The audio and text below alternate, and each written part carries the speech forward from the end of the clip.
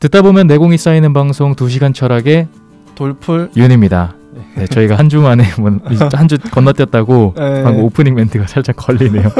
근데 저도 지금 입에 딱딱딱 안 붙어요. 예. 어렵습니다. 저희가 또 마스크를 썼습니다. 네, 지금 팟캐스트 말고 유튜브 보시는 분들은 아시겠지만 마스크를 낀 상태고 좀 코로나 바이러스가 워낙 심해가지고 조심하자란 취지로 이렇게 꼈습니다. 음질 상태가 조금 좋지 않더라도 여러분들께서 양해해 주시면 감사하겠고요. 네. 자, 저희는 원래 하던 대로 램프레이트의 서양 철학사 오늘도 한번 열심히 이야기 나눠보도록 하겠고, 오늘 칸트랑 피에테, 칸트 한번 다시 곱씹어보면서 피에테까지 나아가 보도록 하겠습니다. 네. 칸트는 진짜 참 어렵더라고요. 그러니까요. 네. 지난주에 우리가 독학으로 공부를 하고 방송을 했는데도 또 이해가 안 돼서 요번 주 내내 보고서 이해하려고 막 노력했었어요. 저는. 게다가 칸트는 저희도 개인적으로 좀 욕심이 난 것 같아요. 욕심 나죠. 얘는 이분은 이해를 하고 넘어가자. 그러니까요. 네. 워낙 유명한 분이니까. 맞습니다. 제가 그래서 한번 생각한 게 있어요. 칸트를 들어가기 전에 우리가 이제 큰 흐름을, 그러니까 이 책의 그 철학사의 전반적인 흐름을 한번 칸트가 왜 등장했는지 이거 진짜 중요하다 생각해요. 짚고 넘어가는 게 되게 중요할 것 같아요. 맞습니다. 제일 처음에, 그러니까 이게 제가 봤을 때는 그리스 철학이 등장하게 된 배경이, 우리가 제일 처음에 말했던 게 그 자연에 일어나는 여러 현상들을, 그렇죠. 그 신화가 아니라 그 신들이 아니라 자연 내부에서 원인을 찾으려 했잖아요. 맞아요. 그 자연주의라는 거, 기억나시죠? 네. 그래서 그 제일 처음에 그래서 그 사람들 철학자들의 화두는 그 자연이었고, 그 다음엔 뭐죠? 그 다음에 흐름이 중세로 넘어가는. 네. 그 자연의 그 본질. 그렇죠. 본질이 뭐냐, 결국. 자연의 본질이 뭐냐. 이 모든 그 우주 만물의 궁극적인 그 본질. 그래서 막 사람마다 뭐 불, 물 얘기하기도 하고. 그렇죠. 그렇게 얘기하다가 이제 중세로 넘어가서, 중세는 갑자기 또 하나님이 등장하잖아요. 그렇죠. 그때는 굉장히 권위 있게. 중세는 그 신을 뭐 신이 존재하는 거를 밝히는 거. 맞습니다. 아퀴나스 같은 거. 네. 이제 아퀴나스가 계속 막 연역하고 막 보편자 막 얘기하고 막 힘들었어요. 난리가 나잖아요. 신에 대해서 막 얘기하다가 근대가 등장하게 된 배경 그 이제 신을 버리고 어떻게 보면 인간, 그러니까 주체, 내가 중요해진 거잖아요. 신이 아니라. 네. 그래서 내가 중요해졌는데 그때 인식론이 자꾸 나온단 말이죠. 맞아요. 그러니까 신이 없는데, 신이 예전에는 인식을 보증해줬는데 신이 없는 이 인간들은 과연 뭐를 제대로 인식할 수 있냐, 내가 저 눈앞에 있는 사물을 제대로 인식할 수 있냐 없냐, 이런 거. 맞아요. 그래서 뭐 이제 철학자들이 뭐 경험론자들도 나오고 데카르트도 나오고 그 인식을 어떻게 할 수 있는지 자꾸 밝히려고 하잖아요. 그런 흐름인 것 같아요. 맞아요. 그 자연에서 신으로, 신에서 인간으로 그 무게 중심이 주요 화두가 옮겨갔다. 이렇게 보면 될까요? 맞습니다.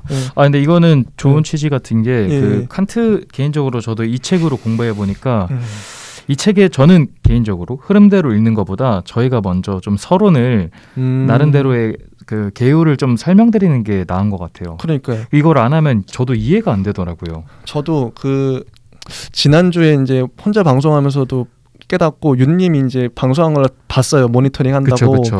근데 책을 읽으면은 왠지 잘 이해가 그냥 안 되고, 근데 우리 말로 이렇게 좀 어설프나마 표현을 하니까 정리가 좀 되더라고요. 맞습니다. 사실 저는 먼저 고백을 하면 제가 이 책을 진짜 미친 듯이 파다가 얘는 안 되겠다 싶어서 다른 강의를 정말 많이 봤어요. 진짜. 정말 막 이 칸트만 몇십 년 파신 교수님들 있잖아요. 그런 거랑 다 파봤는데 근데 그래도 이해가 잘 안 되더라고요. 칸트가 원래 어렵나 보네요. 어렵더라고요. 근데 그 어려운 그 계기 중에 하나가 정말 칸트는 그 전에 그 모든 물결들이 다 일로 모인 것 때문에 또 어렵다는 생각이 좀 들어요. 좀 종합을 한 거죠. 네, 맞아요.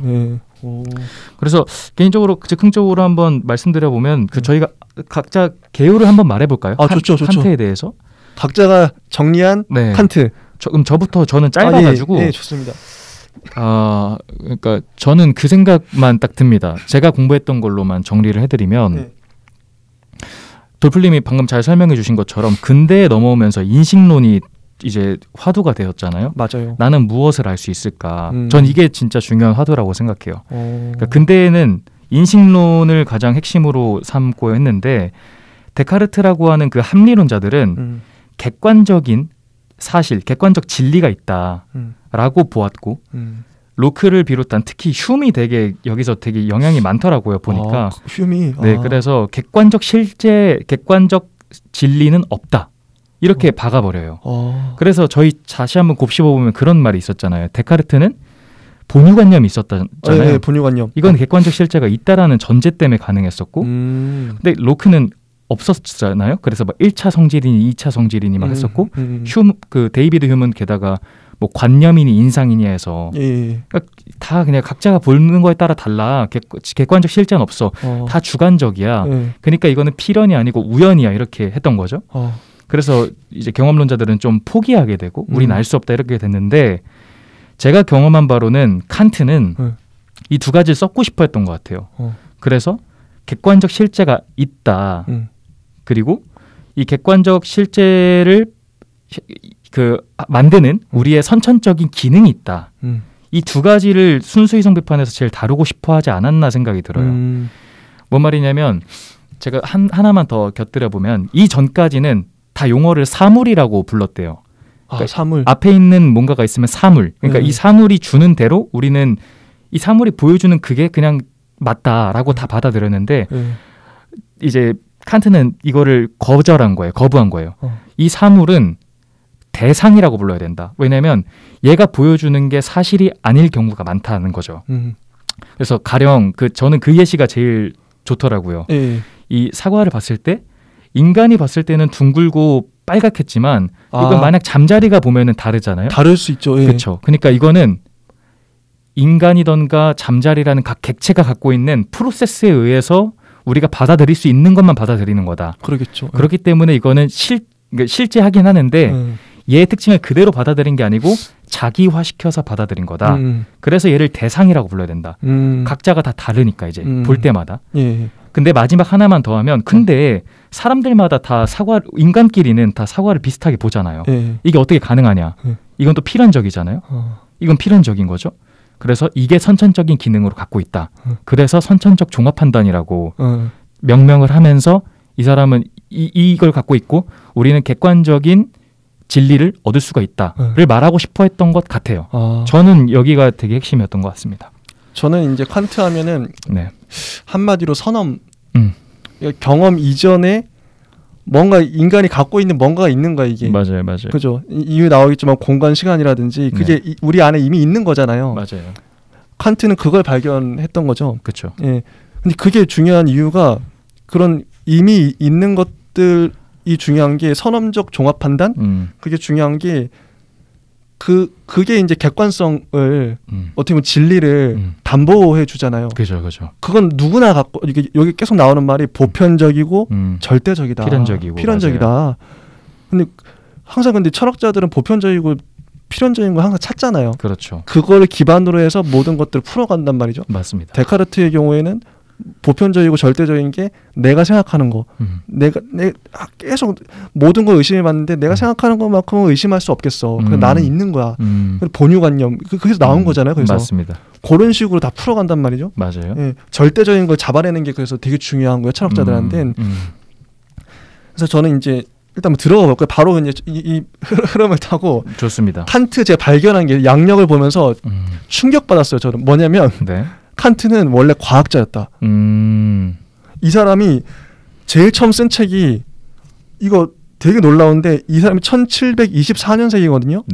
근데 1755년에 천체들에 관한 이론을 쓰고 1756년에 바람에 관한 이론을 써요.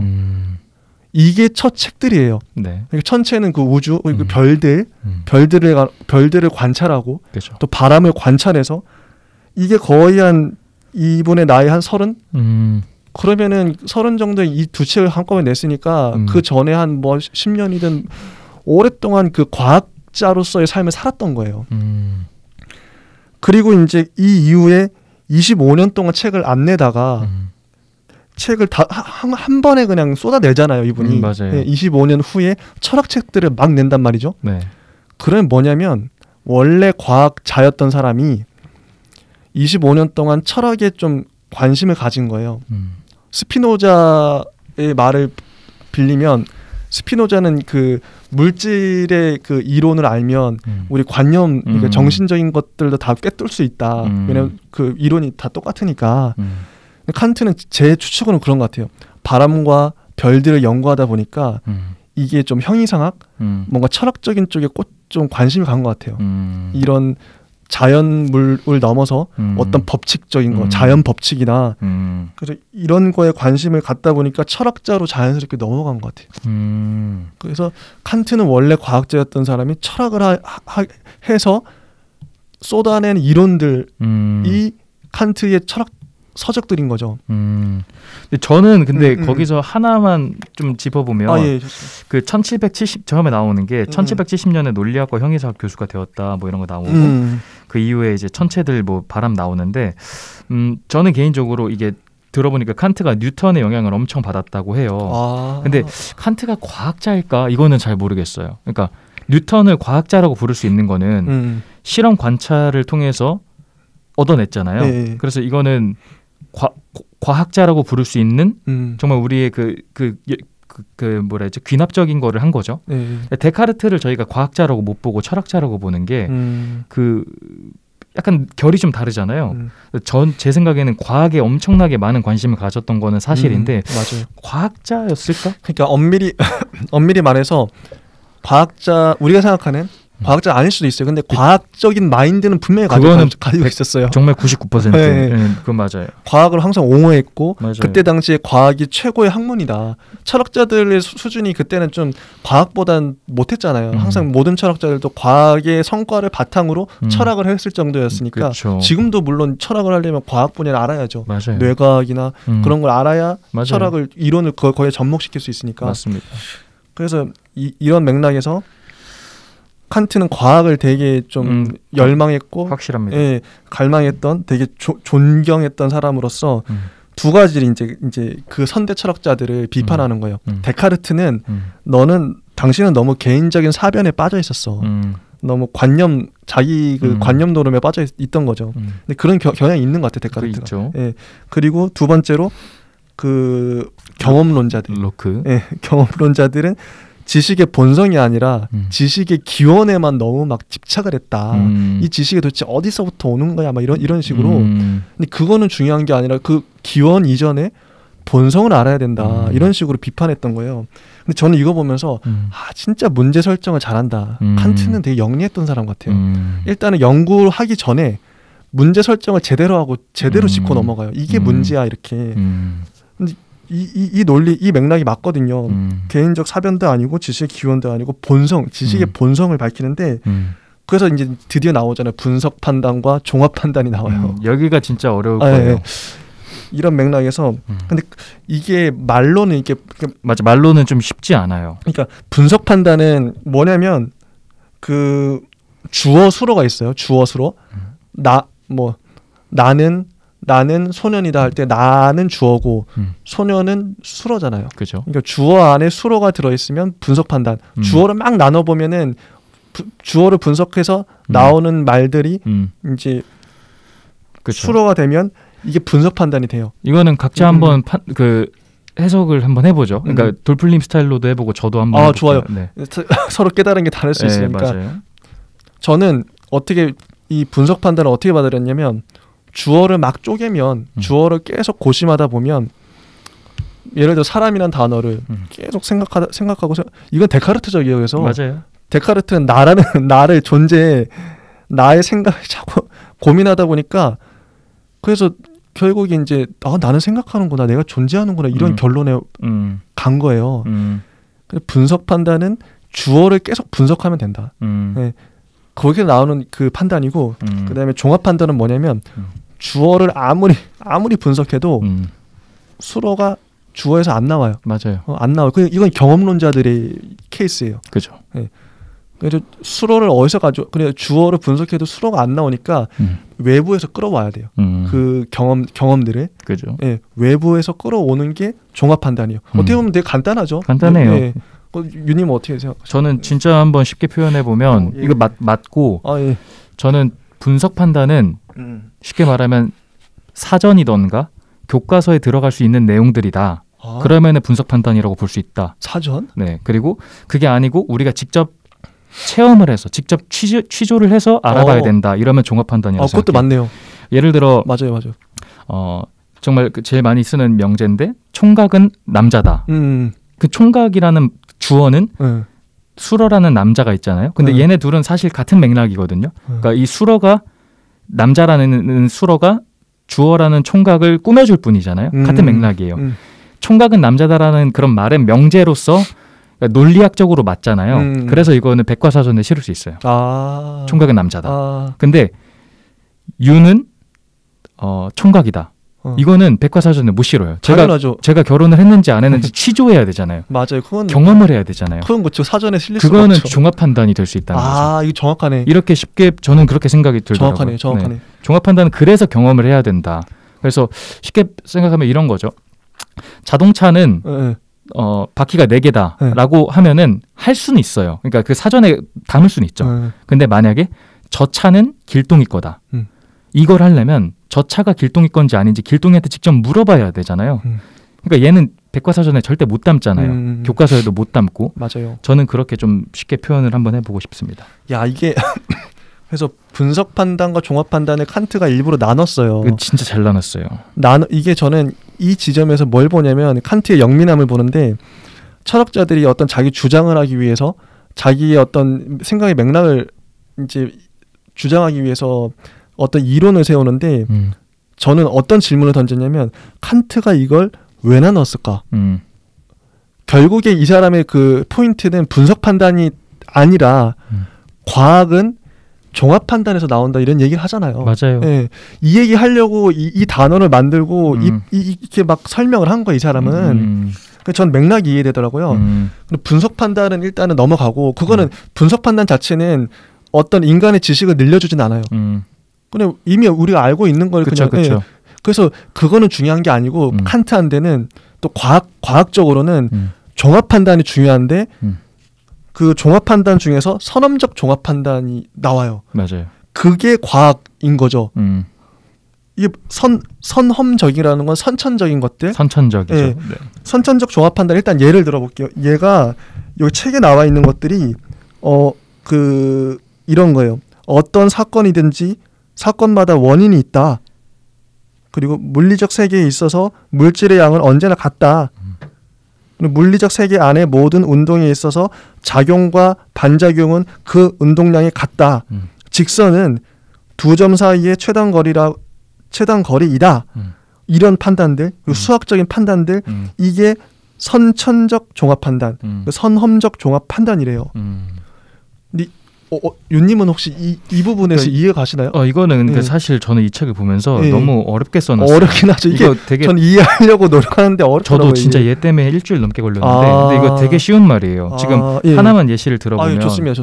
그 물리적 세계에서 물질의 그 작용과 반작용이 있다는 거는 내가 무언가를 치면은 반대로 나에게 타격을 주는 거잖아요. 그렇죠. 당연하죠. 이거는 만약에 미국을 가나 아시아를 가나 다 똑같이 적용되는 법칙 아니에요? 그렇죠. 이게 물리 법칙이잖아요. 물리 법칙이죠. 그러니까 이거는 선천적으로 있는 법칙이에요. 원래 있는 법칙인 거죠. 그러니까 쉽게 생각하면 물리 법칙이 선천적인 법칙이라고 저는 들더라고요. 예를 들어 똑같이 사과를 위로 던지면 이 사과가 무조건 아래로 떨어지잖아요. 중력에 의해서. 이게 뭐 알래스카를 가든 어딜 가든 상관없잖아요. 원래 있는 거지. 원래. 그렇죠. 선천적인 거. 그렇죠. 선천적인 거. 인간의 능력이 아니고 선천적인 거. 이제 이해되네. 그렇죠. 선천적이다. 야, 깨달았어. 이게 중요하다는 생각이 들어요. 그럼 이제 과학적인 거, 물리적인 거는 선천적인이라는 게 밝혀졌어요. 그렇죠. 근데 수학은 솔직히 2 더하기 3은 5다. 뭐 이런 식으로. 근데 그게 왜 선천적 종합 판단이죠? 그쵸. 그거는 선천적 종합 판단이 될 수가 없죠. 그러면 수학적 판단이 종합 그래서 선험적이라는 이게 그래서 이해를 저는 그거는 이해했던 게 어떻게 그건 선천적 분석 판단. 분석 판단? 선천적인 분석 판단. 그러니까 데카르트 말은 확실히 그렇죠. 이 말이에요. 그죠. 우리가 2 더하기 3은 5다. 이거를 똑같이 사전에 실을 수 있잖아요. 그렇죠. 교과서에 실을 수 있잖아요. 네, 교과서에 나오죠. 이런 것들은 분석 판단처럼 될 수 있는데 이건 좀 설명하기가 좀 애매하겠네. 근데 아무튼 수학 자체는 분석 판단으로 개념화시킬 수 있는 개념과 개념을 더해서 될 수 있는 것들을 이야기했던 걸로 알고 있고 그리고 종합 판단은 이걸로 지식을 늘려야 되잖아요. 그러니까 모르는 세계를 경험해서 늘려야 되잖아요. 경험이 플러스 돼야 되니까. 그렇죠. 근데 수학은 정확히 말하면 교과서의 사전 안에 있는 그냥 지식이기 때문에 더 이상 우리의 지식을 새로 늘리는 건 아니고 그냥 거기서 그냥 그 안에서만 하는 거다. 이런 취지에서 선천적 분석 판단이라고 생각이 했었던 거고요. 이제 데카르트는 그래서 그냥 선천적 분석 판단만 존재한다 이렇게 봤던 거고 칸트는 아니다. 선천적 종합 판단이 있다. 그래서 선천적으로 존재하는 물리 법칙이 있고 그리고 대신 그걸 하려면 데카르트 당신 말처럼 경험을 하지 않아도 얻을 수 있다가 아니고 경험을 꼭 해야만 해. 경험해야 된다. 그래서 선천적 종합 판단이 필요해. 라고 한 거죠. 제가 이해했었던 취지는 그러더라고요. 어쨌든 그 맥락만 알면 될 것 같아요. 맥락만 알면 돼요. 맞아요. 그래서 칸트가 주장하는 건 어떻게 이런 선천적 종합 판단이 가능하냐. 이게 진짜 제일 중요해요. 그러니까 그 이전에 데카르트는 분석 판단과 선천적 종합 판단을 구별을 못했다. 그렇죠. 이렇게 주장을 하고 그다음에 경험론자들은 아예 선천적인 걸 거부하잖아요. 그 사람들은 맞아요. 원래 타고난 게 없어. 그래 맞아요. 무조건 경험하면서 되는 거야. 이 주장만 하니까. 맞아요. 결국에는 둘 다 틀렸어. 내가 칸트가 주장하는 이 선천적 종합 판단을 알면 우리가 진리를 그러니까 인식을 그렇죠. 제대로 할 수 있어. 제대로 할 수 있어. 이건 거죠.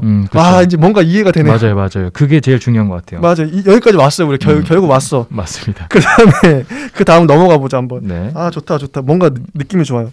경험에 대한 칸트의 견해. 이것도 참 중요한 것 같더라고요. 진짜 중요해요. 경험의 본성을 어떻게 봤나.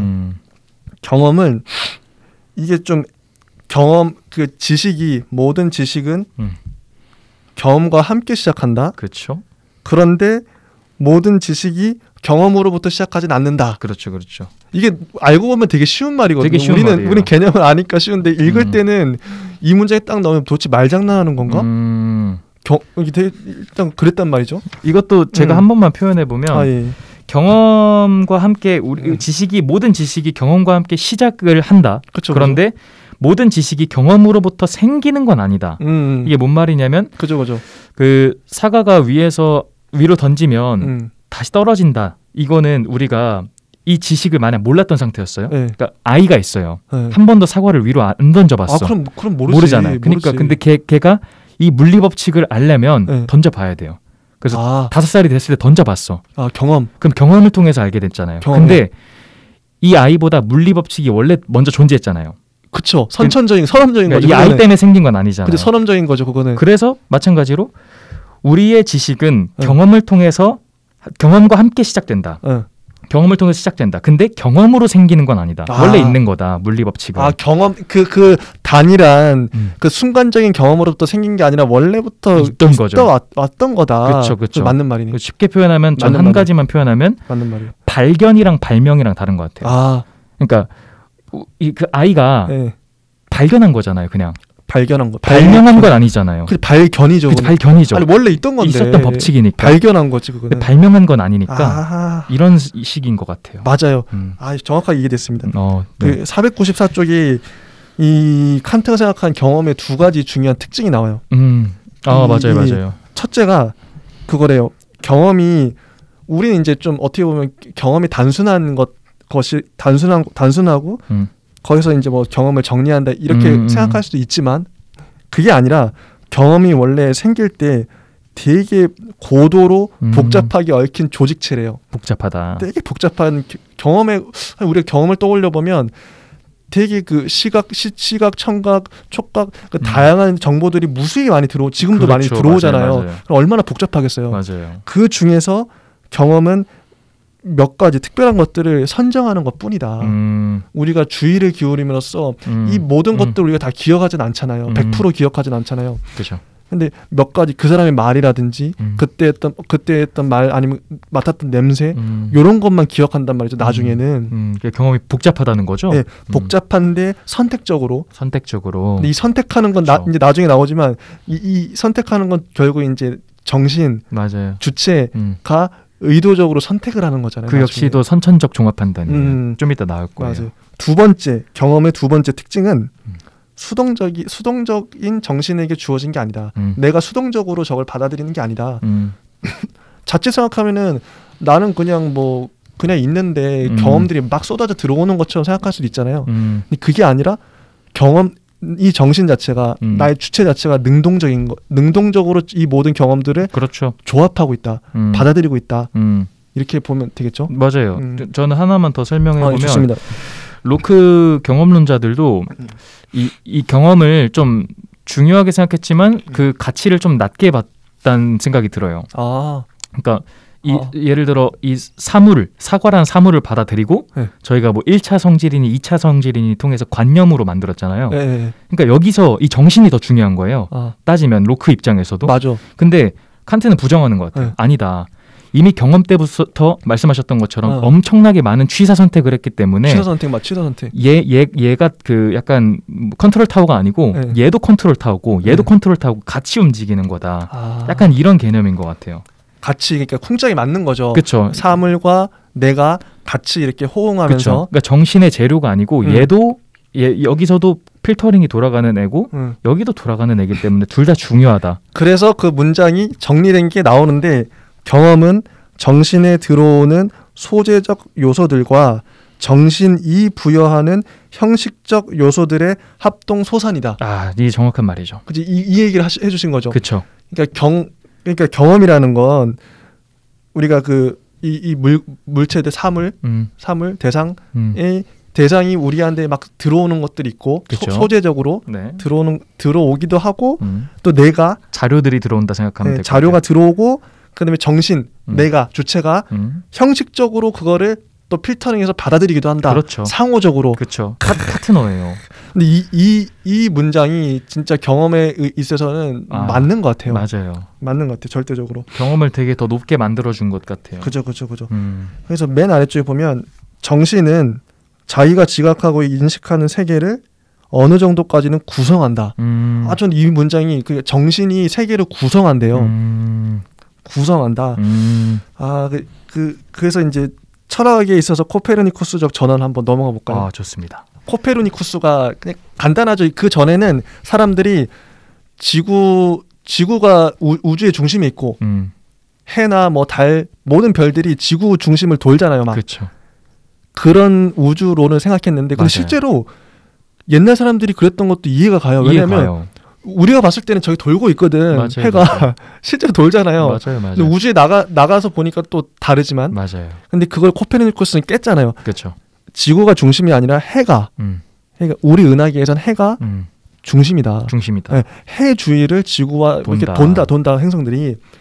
근데 이게 되게 엄청난 인식의 전환이거든요. 근데 칸트는 어떻게 얘기했냐면 윤님이 한번 그래서 칸트가 뭘 바꿨죠? 그래서 이 인식 체계를 완전 바꿔야 된다. 그렇죠. 그래서 아까 돌풀님 말씀하신 것처럼 과학에 많은 그 관점을 갖고 있는 게 자신의 철학을 코페르니쿠스적 전환이라고 불러요. 맞아요. 인식론을 맞아요. 나는 코페르니쿠스처럼 천동설에서 지동설로 바꾼 것처럼 이런 모든 인식을 이 상태에서 이 상태로 바꾸겠다.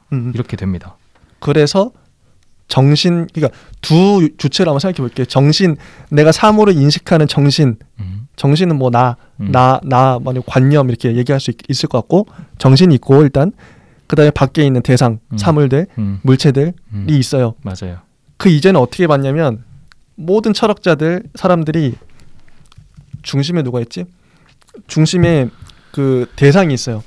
대상이 있고 그 주변에 내가 우리 정신이 관찰하는 거예요. 막 돌면서 맞아요. 별처럼 돌면서 맞아요. 저 근데 실제로도 이런 상황이 이런 이미지가 맞는 게 그 전에 모든 철학자들 데카르트도 그렇고 물체를 딱 가운데 두고 내가 저걸 어떻게든 분석을 할 거야. 저거 실체를 알아낼 거야. 그죠. 딱 돌고 있잖아. 그 시선이.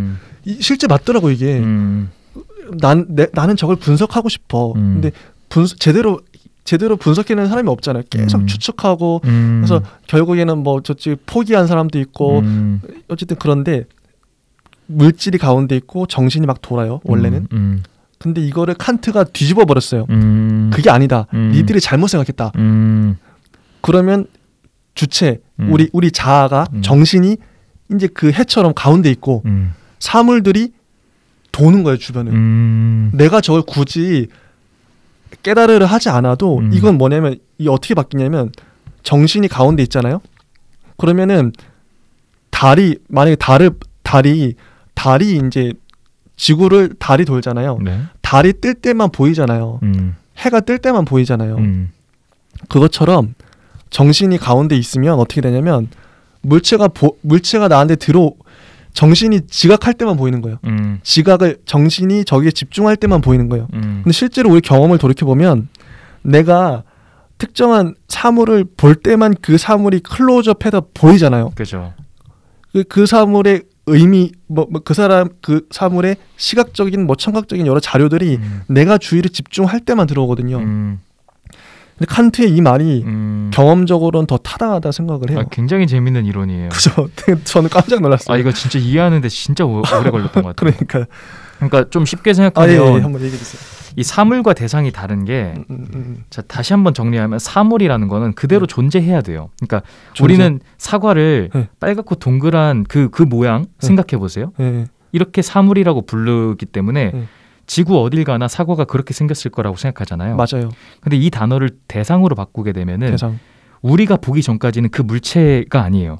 뭔가 흐물흐물거릴 수도 있고 빨간색이 아닐 수도 있고 흑백일 수도 있고 막 보라색일 수도 있어.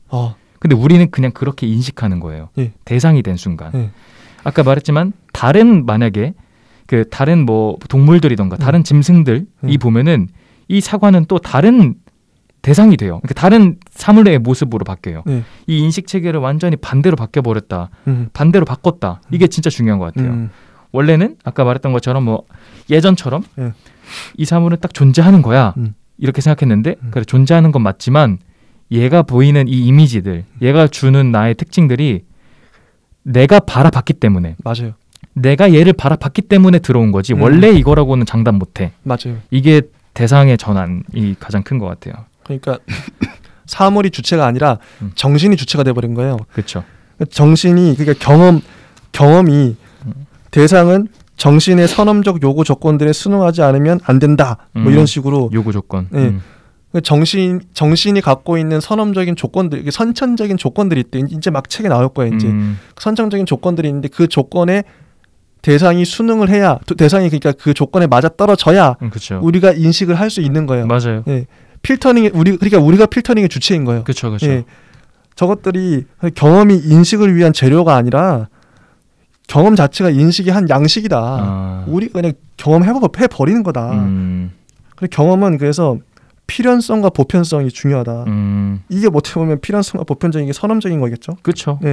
여기 보면 경험의 보편적이고 필연적인 요소들은 정신이 대상들에게 부과하는 조건들에 말미암은 것이다. 경험의 외래적이고 우연적인 요소들은 대상들 자체의 본성에 말미암은 것이다. 두 가지 나눠요. 그러니까 필연적이고 보편적인 경험들은 필연적이고 보편적이라는 건 누구나 갖고 있는 필연적이고 보편적인 경험들은 우리가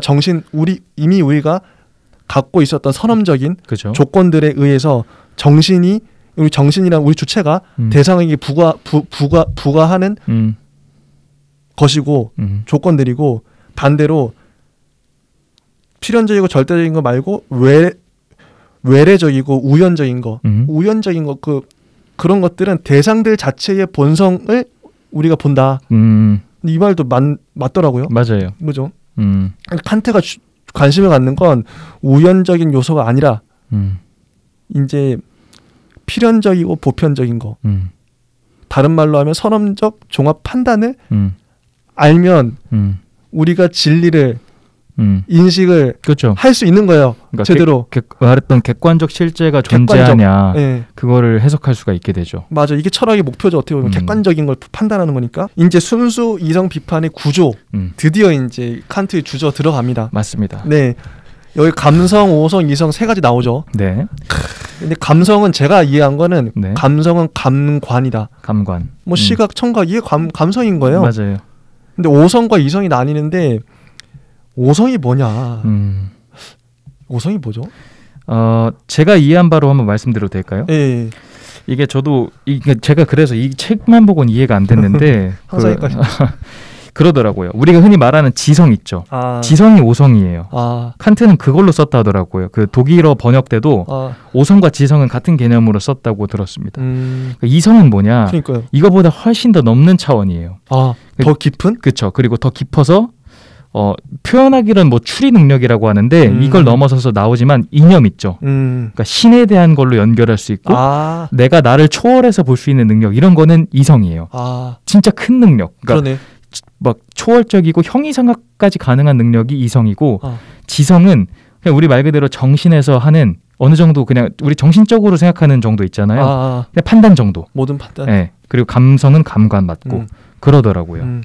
그래서 세 가지를 나누는데 이게 선험적 감성론은 뭐 이렇게 막 세 개로 또 나누잖아요. 말이 어려운데 선험적 감성론, 선험적 분석론, 선험적 변증론. 네, 이렇게 세 가지 나오는데 그냥 간단해요. 감관에 있어서 그 감성의 형식들. 그다음에 오성은 오성의 범주들. 범주 중요합니다. 네, 그다음에 이성은 사물들 자체를 알려고 하는 그런 거. 근데 일단 요 정도 해두고 일단 넘어가 보죠. 그 뒤에 다 나오니까요. 네. 감성의 형식. 공간과 시간이라고 나와 있습니다. 이거를 이게 되게 중요해요. 공간과 시간. 간단하게 칸트는 공간과 시간이 밖에 있는 게 아니라 우리 안에 이미 있다 이런 거잖아요. 그렇죠, 타고났다. 공간과 시간이 우리 안에 이미 있다. 맞아요. 네, 그 형식들이. 그래서 1, 2, 3, 4 뭐 나오잖아요. 그 증명을 하는데 공간은 경험적인 개념이 아니래요. 우리 외부에 우리는 보통 이제 좀 공간이 밖에 있는데 그걸 우리가 보고 인식한다 이렇게 생각할 수 있는데 그게 아니라 이미 우리 안에 공간이 있었다. 맞아요. 이거를 혹시나 죄송한데 제가 한번 혹시 몰라서 개요부터 설명을 해주세요. 좋습니다. 네, 왜냐면 뭐 제 방법이 틀릴 수도 있지만 좋습니다. 이거를 하나하나 지금 설명 들어가면 아마 이해가 안 될 수도 있을 거예요. 네, 좋습니다. 제가 그 구조를 한번 나눠볼게요. 예. 그 우리가 어떻게 인식하냐, 인식 체계를 칸트 표현으로는 이렇게 하는 것 같더라고요. 좋네요. 예. 대상이 존재하는데 이 대상을 우리가 그러니까 이 뒤에 나올 내용들 다 한 번에 말씀드릴게요. 좋아요. 이 대상을 우리가 그 먼저 인식을 하려면 우리 오감으로 인식을 해야 되잖아요. 그래서 이거를 그 뭐 감각 그러니까 눈으로 표현할게요. 이 사과를 눈으로 봤다 그죠? 네, 봤죠. 그 다음에 이제 지각이라는 게 들어가요. 지각. 네, 근데 여기서는 아마 안 쓸 텐데 이 지각이 지금 저희가 말하는 공간과 시간. 이때 여기서 들어간다. 그러니까 다시 설명할게요.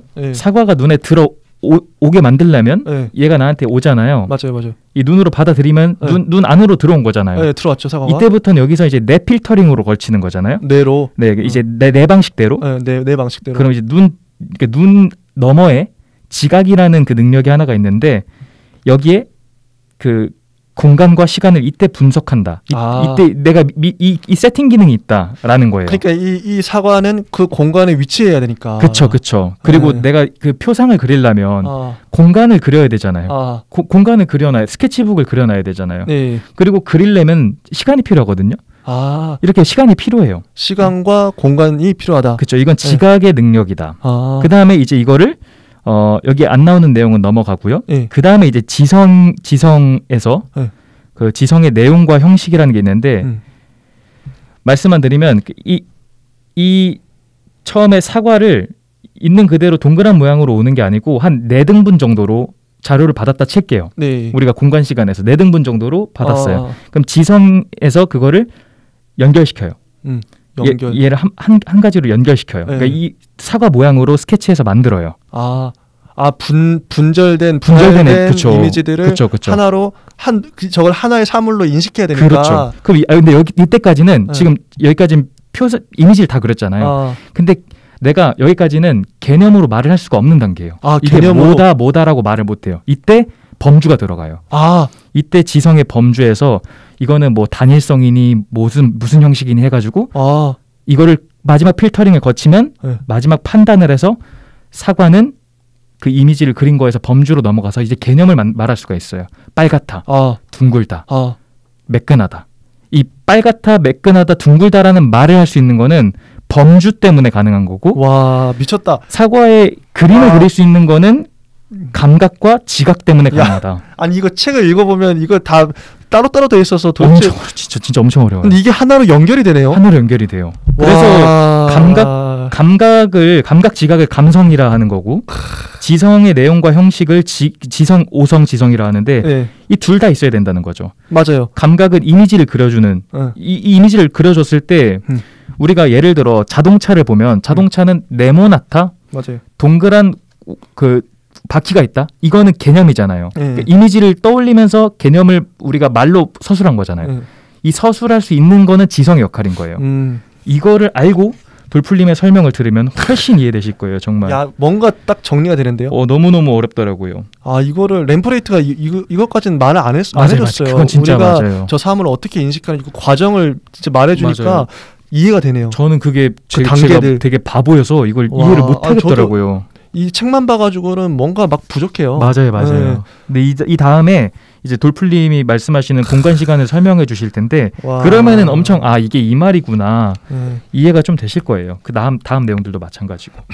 그래서 공간은 공간을 네 가지로 증명을 해요. 맞아요. 우리 이미 이제 선험적으로 갖고 있다는 거에 대해서 공간은 경험적 개념이 아니래요. 우리 외부에 공간이 있는 게 아니라 내부에 있다. 내가 갖고 있다. 내가 갖고 있다. 두 번째는 공간을 우리가 머릿속에서 마음대로 제거할 수가 없대요. 그래서 공간은 선천적인 거라는 거죠. 그렇죠. 뭐 코끼리나 뭐 사자나 이런 것들은 생각 안 해야지. 뭐 그러면 이제 지워지기도 하는데 맞아요. 가끔씩 잊고 살기도 하잖아요. 그렇죠.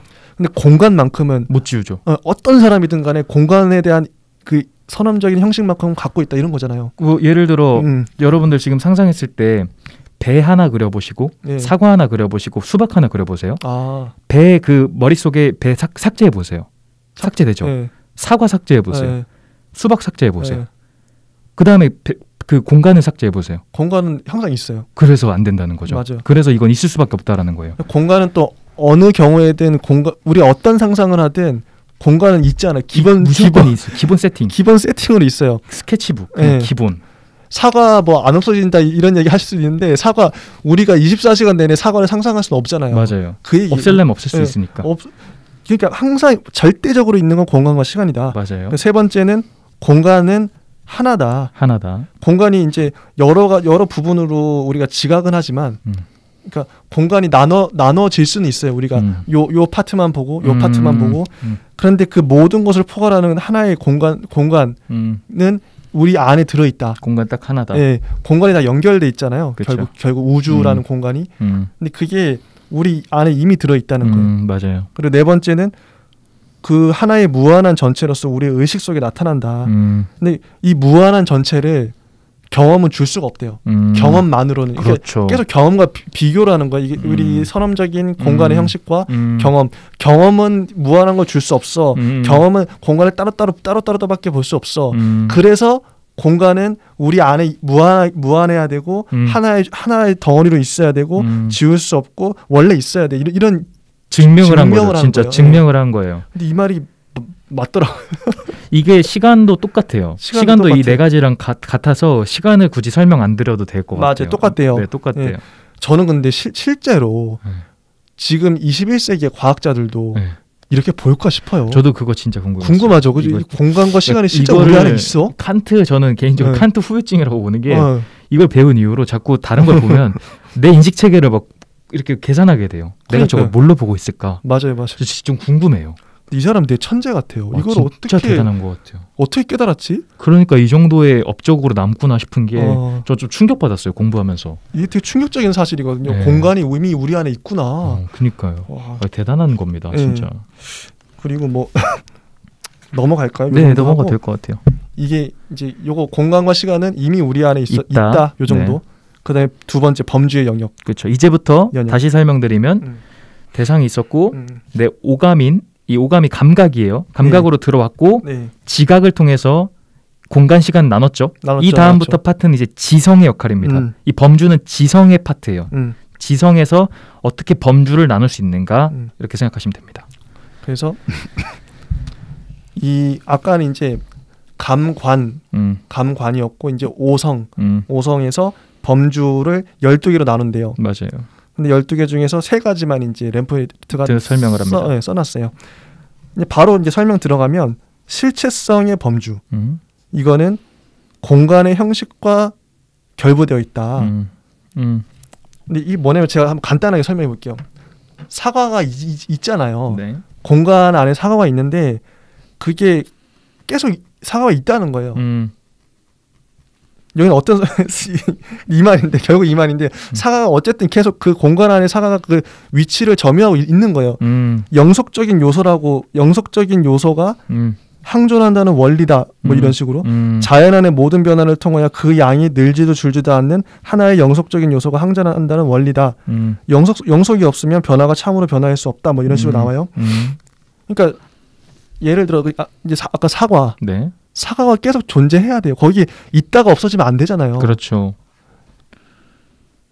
윤님 어떻게 이해하셨나요? 이거 맞는 것 같아요. 그렇죠. 저 이거는 돌풀님 의견이 맞을 것 같아요. 근데 이게 어떻게 보면 우리한테 당연한 건데, 근데 이게 우리 안에 범주가 있어야지 이게 그걸 깨달을 수 있다는 거예요. 그렇죠.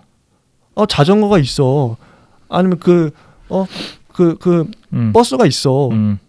근데 한번 가정을 해보죠. 버스가 있다 없을 수도 있잖아요. 우리 정신 안에서 만약에 그 범주 자체가 없으면 저희 막 사라졌다 갑자기 나타나고 그러면 우리가 엄청 헷갈릴 거 아니에요. 맞아요. 근데 공간의 형식 안에 실체성의 범주라는 게 있어서 그 사과를 계속 그 존재가 흩어지지 않게끔 그곳에 머물러 있게끔 만드는 거예요. 맞아요. 영속성 부여한다는 거죠. 이거를 그 범주 처음에 설명할 때 네. 우리가 생각할 수 있는 기본 개념 기본적 개념들 이 기본적 개념들을 나눌 수 있는 게 범주라고 해요. 그러니까 우리가 개념화 시킬 수 있잖아요. 개념화 시킬 수 있다. 네. 이 개념화가 저는 진짜 중요하다고 봐요. 이 범주는 개념화를 해주는 도구예요. 개념화를 해주는 도구다. 그러니까 여기서 이제 실체성이라는 그 개념화에 네. 사과는 실체한다라고 말할 수 있잖아요. 이 네. 개념화를 시킨 거예요. 근데 뭐 좋은 예시가 될지 모르겠지만 공기가 실체하냐라고 했을 때는 실체하는데 볼 수 없다. 이 범주로 박아버리는 거예요. 그러니까 여기서 이제 카테고리를 나누는 건데 우리 인간이 실체한다, 실체하지만 볼 수 없다, 뭐 실체하지 않는다라는 거를 이렇게 이 카테고리를 나눠야 되잖아요. 네. 이게 범주의 역할이다. 범주. 네. 이 개념이라고 전 봐요. 그 범주가 이미 우리 안에 아까 존재한다는 거죠. 네, 공간과 시간처럼 이미 존재하기 때문에 거죠. 인식이 가능하다 이런 거잖아요. 인간의 필터. 그러면은 칸트의 원리대로라면은 잠자리도 잠자리만의 범주가 있을 거예요. 그래서 잠자리만에 느끼는 게 있을 거고 강아지는 원래 실제 과학적으로 흑백밖에 못 본대요. 그러니까 그런 얘기 들었어요. 그럼 그 강아지가 보는 세계는 인간하고 다를 거 아니에요. 그럼 걔는 그 범주에서 걸리는 거죠. 이 색채가 어떠냐. 그러니까 강아지는 만약에 한국어를 배워도 엄마, 아빠 저 사과는 빨개요라고 말을 못해요. 왜냐하면 절대 못해요. 이 개념 범주가 없기 때문에. 당연히 강아지는 그 색깔 자체가 우리랑 완전 다르죠. 그렇죠. 더 나아가서 뭐 눈이 없는 벌레들도 있잖아요. 그렇죠. 미생물들. 그렇죠. 미생물은 우리랑 범주가 완전 다른 거예요. 걔네만의 범주가 있는 거죠. 걔네만의 범주. 또 어떻게 보면 더 우리 이제 초월한 존재들, 영혼이라든지 신은 우리하고 범주가 다를 것 같아요. 만약에 있다면. 그렇죠. 그래서 신만의 범주를 우리가 깨달을 수도 없고 상상할 수도 없는 거예요. 이거는. 정확하시고 그래서 좀 이따 나오겠지만 이게 지성의 범주라고 한 이유가 이거예요. 우리가 범주할 수 있는 것만 판단할 수 있고 우리가 우주는 우리의 범주로는 못해요. 절대 못하죠. 그래서 뭐 상상밖에 못하죠. 이성으로 넘긴 거예요. 이념으로 넘긴 거죠. 뭐가 완벽하게 다 정리가 되는. 우리가 볼 수 있고 우리가 개념할 수 있는 거 있잖아요. 우리가 보고 개념할 수 있는 거는 범주 때문이다. 여러분 요번 시간에 진짜 정리 제대로 하고 있는 것 같아요. 우리가 이거 진짜 나름대로 쉽게 설명하고 있다고. 진짜 우리 요번에 진짜 대박입니다. 네, 진짜 그다음에 어려운 내용들인데 네, 실체성의 범주, 그다음에 인과성의 범주가 있어요. 인과성의 범주는 시간과 시간의 형식과 결부되어 있는데 간단히 사건들의 순서. 그렇죠. 사건들이 필연적으로 연결되어야 된다는 거예요. 그렇죠. 이게 뭐 A 사건이 일어나고 그다음에 B가 일어나고 C가 일어나고 어떻게 보면 우리는 이제 그런 머릿속에 그 인과적인 관계들이 있죠. 사건들이 다 이어지잖아요. 뭐 영희가 달려가다가 돌불에 걸려 넘어졌는데 피가 났어. 그래서 뭐 연고를 발랐어. 이런 게 다 연결이 있어요. 우리는 그렇죠. 머릿속에 필연적으로 다 연결이 돼요. 근데 이거조차도 우리 안에 범주가 있기 때문에 그렇죠. 이 인과성의 범주가 있기 때문에 그렇게 생각할 수 있는 거다. 그렇죠. 무조건 시간이 있으니까. 그래서 재밌는 게 공간은 영속성. 어떤 사물이 계속 지속해야 된다. 지속하는 거. 지속하는 것들을 붙들어줘요. 공간은. 그렇죠.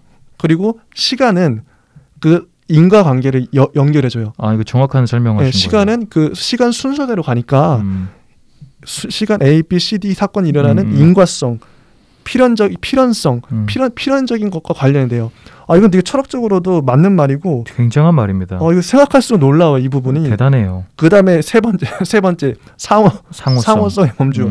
이거는 경험을 구성할 때 그러니까 정신의 집중성이라고 그러는데 결국 경험이 하나라는 거예요. 경험이 하나인데 모두 관련된 전체라는 거죠. 그 경험이 하나의 덩어리인데 우리 머릿속에서 어떤 경험이든 간에 상호적으로 영향을 주잖아요. 우리가 막 끄집어낼 수도 있고 서로 이제 전체적으로 전체성이라고 그러는데 서로 사건들을 조직할 수 있는 거예요. 맞아요. 근데 이게 재밌잖아요. 사건과 사건이 시간과 공간적으로 분리되어 있는데 이거를 하나로 볼 수 있는 거. 인간은 그런 능력이 있잖아요. 사건과 사건의 시공간의 차이가 나도 연결해 볼 수 있고 인과관계도 끄집어낼 수도 있고 이게 이제 상호성의 범주. 그렇죠. 정신이 그 집중해가지고 구성해내는 거예요. 경험을 자기 임의대로 구성해내는 능력. 이것도 인간이 그 범주로서 이미 갖고 있는 능력이다. 재밌는 이야기 하나 해드리면 왜 코페르니쿠스적 전환이냐면 아까 돌풀님이 잘 설명하신 게 예전에는 그러니까 이 사물을 가운데 갖다 놓고 맞아요. 우리가 돌면서 봤잖아요. 돌면서 봤죠. 근데 지금 반대로 나를 가운데 갖다 놓고 사물을 바깥에 이렇게 뒀잖아요. 돌려. 이 범주표 어디서 많이 봤어요. 어디서요? 이게 아리스토텔레스 범주표더라고요. 그래요? 아리스토텔레스 때 우리 저번에 범주 기억나세요? 범주 얘기했던 것 같아요. 범주 이야기했죠. 했어. 근데 칸트가 그걸 빌렸더라고요. 근데 그거를 원래 있던 얘기예요, 그러면? 근데 그거를 대단한 게 뭐냐면 아리스토텔레스는 사물로 그러니까 사물의 범주가 있다 했잖아요. 사물의 범주가 있다. 사물의 범주가 있다.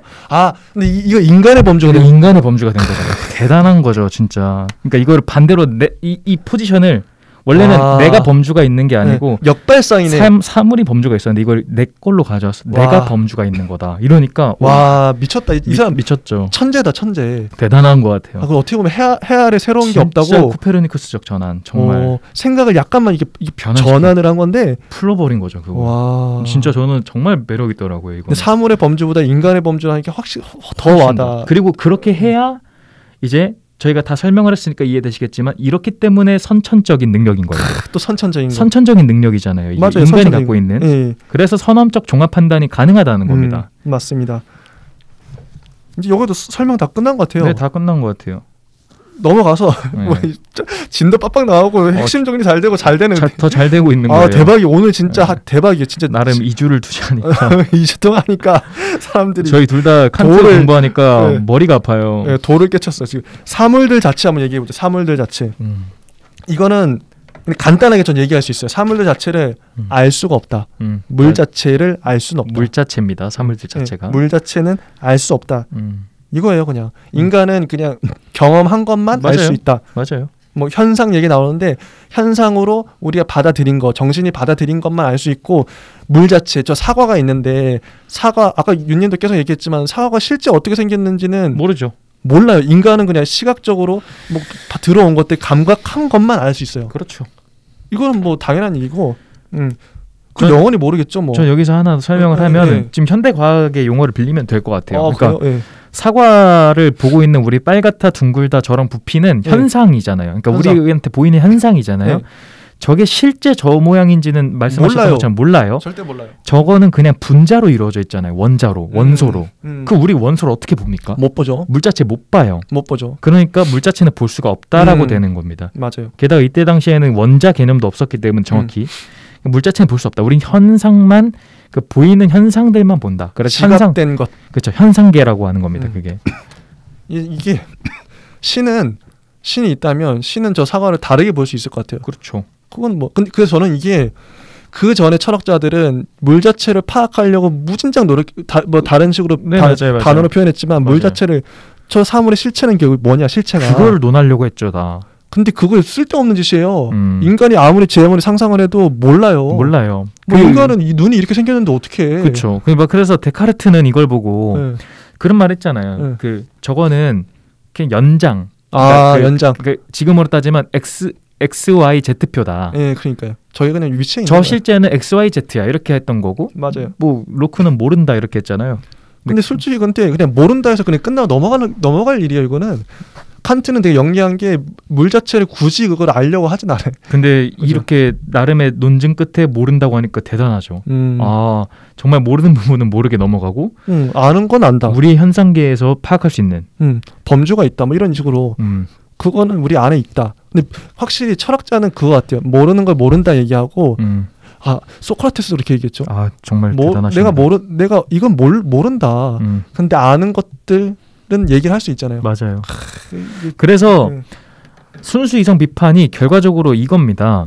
지금 다 나왔는데 그렇죠. 다 나왔죠. 이제. 인간의 이성으로 어디까지 알 수 있냐. 맞아요. 이게 순수 이성 비판의 목적이에요. 근데 지금 말씀 나눈 것처럼 물 자체 모른다예요. 몰라요. 그건. 순수 이성으로 우리의 인간의 능력으로 물 자체 모른다. 좀 이따도 나오겠지만 신 모른다. 우리가 알 수가 없다. 우리가 알 수 있는 순수 이성으로 알 수 있는 건 현상계뿐이다. 맞아. 이게 순수 이성 비판입니다. 이제 바로 칸트의 변증론 넘어가서 칸트가 세 가지 말이에요. 세 가지. 이게 이제 그 우리가 모르는 영역들, 형이상학적인 형이상학적인 건데 절대적 자아, 세계의 전체성, 최고의 존재에 대해서 이 세 가지 나오는데 이성적 심리학, 이성적 우주론, 이성적 신학 해가지고 나와요. 맞아요. 이성적 심리학은 간단히 뭐냐면 영혼의 본성을 알려고 하는 거. 우리 막 영혼이 있냐 없냐 지금도 많이 논하잖아요. 네. 근데 보통 이제 영혼은 하나고 뭐 단순하고 뭐 다른 것과 뭐 분리된다 이런 식으로 주장할 수 있지만 칸트는 이 영혼에 관련된 모든 주장들이 오류출이다. 오류출이라는 거는 내용은 어떻든지 간에 그 형식이 올바로 되어 있지 않은 추리. 그래서 오류추리는 초월적인 것을 끌어들이고 있기 때문에 절대 알 수가 없다. 영혼은 초월적인 거라서 알 수가 없다. 맞아요. 하나만 덧붙이면 지금 돌풀님이 설명하실 것들도 다 알 수 없는 오류출이에요. 왜냐하면 인간의 범주표에 해당이 안 되기 때문이에요. 그렇기 때문에 오류예요. 인간의 그 범주표에 포함이 안 되어 있는 것들로 말한다는 것 자체는 모순이기 때문에 아까 칸트가 이제 12가지. 그렇죠. 그 범주표에 안 들어가는 애들이에요. 지금 얘네는. 그래서 오류가 알 수가 없고 오류라는 거죠. 알려고 해도. 이 지금 틀 밖에 벗어난 애니까. 야, 정확하네. 정확해요. 그다음에 이제 우주론 한번 설명해 주시면 좋겠습니다. 그러니까 영혼은 알 수 없다. 알 수 없다. 그다음에 우주론은 세계, 이거 말 그대로 우주론이에요. 우주 정말. 우주론을 세우는 거예요. 우주에 대한 이론을 세우는 건데 이게 재밌는 게 태제와 안티태제가 있어요. 태제는 정립명제고 안티태제는 반정립 명제예요. 이게 두 개가 합쳐져서 안티노미가 돼요. 안티노미. 어쨌든 이율배반인데 뭐 간단하게 말해서 여기 나와 있는 예를 보면 정립명제 그 태제가 세계가 시간에 있어서 시초를 가졌고 공간적 한계에 둘러싸여 있다. 이게 태제라고 보면 이거에 대한 안티태제는 세계가 시간상의 시초를 가지지 않았었고 아무런 공간성의 한계도 없다. 이게 안티테제예요. 만약 이런 식으로 만약에 이제 서로 대립되는 명제를 모순이 되는 거죠. 모순이잖아요. 모순이면은 여기서 어떻게 이제 우주론을 어떻게 좀 진리를 파악할 수 있냐? 태제가 옳다고 보려면 안티테제가 그르다고 말해버리면 돼요. 안티테제가 그렇죠. 안티테제가 옳다고 얘기하려면 태제를 틀렸다 얘기하면 돼요. 반대로. 네, 반대로 항상 얘기하면 돼요. O가 되려면 반대편 X가 돼야죠. 근데 칸트는 이거를 해결할 수 없는 문제로 봤어요. 그런데 해결할 수 없는 문제로 봤는데 그 이유를 파악하려는 사람들에게는 이것들이 아무런 이익도 없는 것이라고는 생각지 않았다. 약간의 이제 그 도움은 된다. 도움은 된다. 우리 삶에 좋은 환기는 되고 환기는 되지만 알 수 없다. 알 수 없다. 솔직히 아까 지금 방금 말했던 거 태초에 시간과 공간이 어떻게 압니까? 있었는지 없었는지 어떻게 알아요? 인간의 범주표는 몰라요. 네, 그건 그냥 추측할 뿐이지. 그러니까 이거를 좀 더 표현하면 저희가 생각하는 신 있죠. 맞아요. 신이 만약에 신도 범주가 있잖아요. 있겠죠, 신이만 알 거예요. 신의 범주에서 알 수 있어요. 신의 범주만 알 수 있는데 인간의 범주, 잠자리의 범주, 강아지의 범주는 절대 모르는 영역이에요. 그러니까 우주론 이거는 우리도 우리가 이거 되게 유용한 이 말들인 게 영혼에 대해서 사후세계에 대해서 우리가 막 얘기하잖아요. 우리 그렇죠, 친구들끼리도. 그렇죠. 네. 근데 그 말들은 결국 본질상 모두 오류출이다. 다 오류출이에요. 무조건 맞아요. 오류출이에요. 그래서 맞아요, 여러분들이 너무 확신할 것도 없고 그냥 모르는 거를 우리의 상상의 나래를 펼 뿐이에요. 칸트의 이론대로라면. 네. 근데 우주론도 마찬가지예요. 막 사람들이 우주에 대해서 막 여러 가지 이론들을 막 자기 막 나름대로 막 얘기하는데 알지 못하죠. 결국엔 다 모른다는 거예요. 맞아요. 다 상상이고 추측일 뿐이에요. 맞아요. 근데 그게 도움은 된다. 도움은 된다. 네. 이런. 그래서 마지막 세 번째는 이성적 신학인데 신학. 이건 뭐 최고의 존재, 하나님의 존재를 증명하는 거. 하나님. 이게 세 가지 증명법, 뭐 본체론적 증명, 우주론적 증명, 목적론적 증명을 막 칸트가 얘기했대요. 근데 결국 이제 핵심이 뭐냐면 칸트는 우리가 필연적으로 존재한다 이런 것들을 예전에도 아마 이런 오류를 많이 저질렀던 것 같은데 철학자들이 네. 필연적으로 있다고 생각하는 필연적인 존재가 머릿속에 있으면 실제로도 있다고 판단해 버리는 거예요. 신이라는 게 있을 것 같아. 그러면 실제 신이 있다고 판단해 버리는 그렇죠. 거죠. 신이 없으면 말이 안 되는 것들이 네. 세상에 꼭 있거든요. 그러니까요. 근데 이런 식으로는 이것도 오류죠. 오류죠. 네. 모르니까. 네. 그래서 순수 이성이에요. 우리가 어디까지 알 수 있다라고 말할 수 있냐. 지금 저희가 논한 건 알 수 없는 것들이에요. 다 알 수 없는 거예요. 신도 결국에는 어떤 식으로도 증명할 수가 없어요. 없어요. 누가 신을 증명하겠어요? 과학적으로. 맞습니다. 근데 이 세 가지를 모른다는 거예요. 되게 정직하죠. 영혼, 우주론, 신 몰라요. 몰라요. 그렇게 하고 넘어가고. 여기서 이제 다음에 파트가 나오지만 제가 그냥 개인적으로 공부했을 때 하나 더 알아두면 좋을 만한 걸 말씀드리면 좋습니다. 예. 이제 이런 것들을 칸트를 또 초월적 관념론자라고 부른대요. 초월적. 왜냐하면 피이텔을 이제 저는 오늘 피이텔을 잘 못했는데 저희가 다음 주부터 이제 헤겔이 나오지 않습니까? 드디어. 근데 이제 관념론자들이라고 하더라고요. 네. 근데 그러니까 지금까지 봤었을 때는 칸트는 관념론자가 아니고 되게 실제론자, 실제 있는 것들을 대상을 다룬 거잖아요. 순수 이성 비판으로. 근데 그럼에도 불구하고 신을 또 이야기하고 이런 거 형이상학이거든요. 이 사람은 신의 얘기예요. 그러면 이거는 관념이에요, 사실. 맞아요, 관념이죠. 그래서 이 사람은 초월적 관념론자가 뭐냐, 이성에 대해서 이런 말을 합니다. 내가 이 사과를 지금 사과란 대상을 보잖아요. 얘를 보고 이 아까 말했던 프로세스들을 통해서 내가 얘를 인식했잖아요. 인식했죠. 근데 내가 이렇게 지금 인식하고 있는 모습을 내가 또 그릴 수가 있어요. 그러니까 제 3자라는 나를 상상으로 만들어서 얘네를 바라볼 수 있잖아요.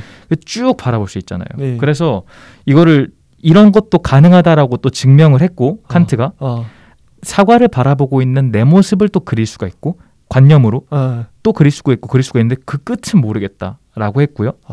그리고 지금 말했던 것처럼 형이상학적으로 뭐 신이던가 영혼, 우주 이런 거 모른다. 모르죠. 하지만 존재한다라고 이 사람은 말하고 싶어 했잖아요. 형이상학이. 모르지만 신도 있고 뭐 영혼도 있고. 왜냐하면 다음 파트에 정언명령이 나오는데 정언명령은 신이 없으면 불가능해요. 그래서 그걸 증명하려면은 신이 있어야 되잖아요. 그래서 관념론자예요. 이 사람이 어쩔 수 없는 게 자기의 태생이 독실한 기독교인이에요. 이 사람도 경건한 이마누엘. 경건주의 전통의 그 순결과 도덕적 성실성을 강조한 맞아요. 비독단적인 그리스도교의 한 종파에 믿었대요. 어쨌든 비독단적. 그러니까 왜 이 이야기를 했냐면 이 다음에 정언명령이 나오는데 이 정언명령이 지금까지 나왔던 말들을 비교해 보면 모순이 될 거예요. 왜냐하면 갑자기 신을 요청하거든요. 그래 갑자기 또 나오죠. 그러니까 그게 왜 가능하냐? 이 사람은 또 실제론자면서도 초월적 관념론자였다. 초월이 이제 나를 뛰어넘는 인간의 이성을 뛰어넘는 초월, 그게 초월이라고 불러요. 현상계를 넘어서 이 초월적인 관념은 존재한다. 이런 거는 다룰 수 있다. 맞아요. 그래서 정언명령으로 넘어가면 이해가 될 겁니다. 그래서 지금까지 논의를 보면 칸트는 확실히 과학적인 거, 굉장히 네, 그거를 이제 주장했죠. 과학적인 거. 네. 근데 만약 이게 근데 지금까지 논의를 보면 종교를 부정하는 듯한 뉘앙스인데 결국 이 사람은 하고 싶은 게 낡은 전제들을 부정하고 새로운 도덕, 새로운 종교의 기초로 확립하는 게 목적이었던 맞습니다. 거죠. 예. 그래서 칸트가 주장하는 거 도덕에 대해서 이제 무엇이 도덕적 행위인가? 저 이거 너무 인상 깊었어요. 예. 도덕적 행위는 의무를 소중히 여기는 동기에서 수행된 행위요. 의무는 도덕 법칙에 대한 경외심에서 행동하지 않을 수 없게 하는 것이다. 이런 식으로 얘기를 해요. 그러니까 도덕적 행위는 의무를 소중히 여기는 동기다. 동기에서 수행하는 것. 의무는 도덕 법칙에 대한 경외심에서 이렇게 얘기를 합니다. 그렇죠. 그래서 얘가 또 나오죠. 그 네. 아이를 사랑하는 엄마에 대한 얘기. 근데 아이를 사랑하는 엄마는 그 사랑하려는 마음, 그 마음만으로는 도덕적이라고 할 수 없다. 그죠. 네. 근데 도덕 법칙, 그러니까 도덕 법칙에 대해서, 그러니까 부모님이 예를 들어 부모는 아이를 돌봐야 된다. 이런 도덕 법칙이 있다고 만약 예를 들면 네. 그거를 내가 이성적으로 깨닫고 그래서 그 법칙을 지키기 위해서 아이를 돌보고 사랑한다면 이 사람은 도덕적인 거예요. 그렇죠. 이거를 맞아요. 제가 이거를 좀만 한번 풀어보면 의지죠, 의지. 그러니까 그 좀 쉬운 용어로 한번 번역을 해볼게요. 예. 그냥 행위가 있어요. 근데 이 행위가 도덕이 되려면 도덕적 행위가 되고 싶은 게 목적인 거잖아요. 그럼 이 행위를 위해서 그렇죠. 의무가 있어야 돼요. 의무. 근데 이 의무가 그 도덕적 경외심. 이것 때문에 생긴다. 그리고 모든 도덕 행위는 또 선의지, 선한 의지 때문에 생긴다. 이런 말 하는데 다 필요 없고 네. 이렇게만 생각하면 돼요. 어떻게? 제가 지나가는 할머니 노인 한 분이 있는데 뭐 종이와 박스를 줍고 계십니다. 네. 제가 이거를 도왔어요. 행위를 했죠. 네. 1차적으로 행위는 했습니다. 네, 행위했죠. 자, 그런데 이 행위를 했을 때 제 마음의 계기가 도덕적 경외심, 나 도덕인이 돼야 돼라는 마음으로 했으면 이거는 옳은 도덕이에요. 근데 만약 그게 아니고 되게 뻔한 거지만 이걸 하면 내가 뭔가 착한 일을 한 거야. 혹은 뭐 이걸 함으로써 주변 사람들이 나를 쳐다보면 난 착한 사람으로 보일 거야. 이렇게 껴버리는 순간 이거 도덕이 아니다. 맞아요. 진짜 쉽게 생각하면 그거예요. 되게 쉬워요. 그 예를 들어 내가 또 생각을 해볼게요. 제가 친구한테 조언을 해줬어요. 만약에 조언을 해줬다. 행위가 발생했죠. 행동이 발생했죠. 근데 이 행동이 발생했을 때 내 마음속에 도덕적으로 진짜 내 도덕의 양심으로 이야기를 했으면 그거는 도덕적인 행위가 돼요. 근데 그게 아니고 좀 계산을 하면서 얘를 이렇게 해야 나한테 좀 유리할 것 같은데. 맞아, 자기 유리하려고. 내가 보기엔 얘는 이건 아닌데. 이런 식으로 가면 이거 도덕 행위가 아닌 거예요. 그래서 그 말했던 모든 행위는 일어나고 그 행위의 그 나의 마음, 나의 그 감정이 어떠냐. 그게 도덕적으로 정말 정말 그 도덕 자체를 지키려고 하는 거냐. 그게 제일 중요한 것 같습니다. 그래서 어떤 식으로까지 얘기하냐면 그런 그 도덕 법칙을 존중하는 게 이성적인 그죠. 고 동시에 순전히 형식적이다. 그래서 이 형식적인 법칙을 한마디로 요약한 게 나와요.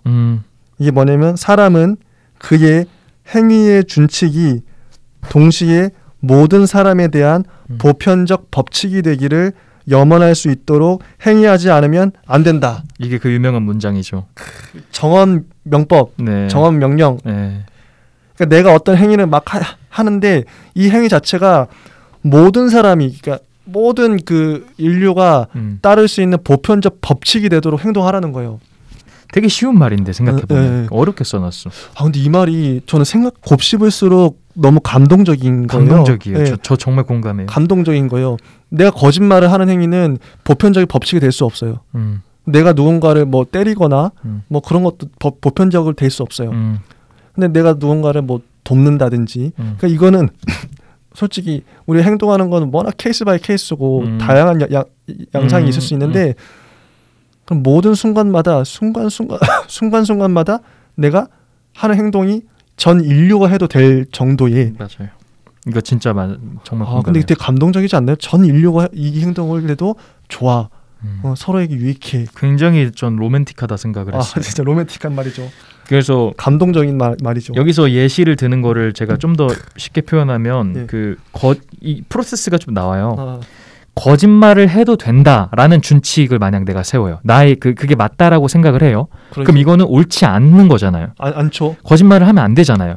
그게 왜 안 되는지를 논증하는 거예요. 정언 명령은 말 그대로. 논리적으로 한번 들어보세요. 거짓말을 하면 좋다라는 준칙은 정언 명령. 이건 준칙이 될 수 없다. 왜냐하면 거짓말을 하면 이것은 남을 속이는 거다. 그렇죠? 그래서 만약에 이로 인해 모든 사람들이 다 거짓말을 하게 된다면 우리는 진실로 대화할 수 없을 거다. 따라서 거짓말을 하게 되면 모두가 미워하게 된다, 서로. 맞아요. 따라서 이거는 온 인류의 좋은 준칙이 될 수 없다. 약간 이런 식으로 맞아요. 그 프로세스대로 가보면 어떤 의미인지 대충 이해되시겠죠? 그렇게 어렵지 않거든요. 맞아요. 근데 저는 이거를 정말 감동받아서 굉장히 많이 곱씹어봤어요.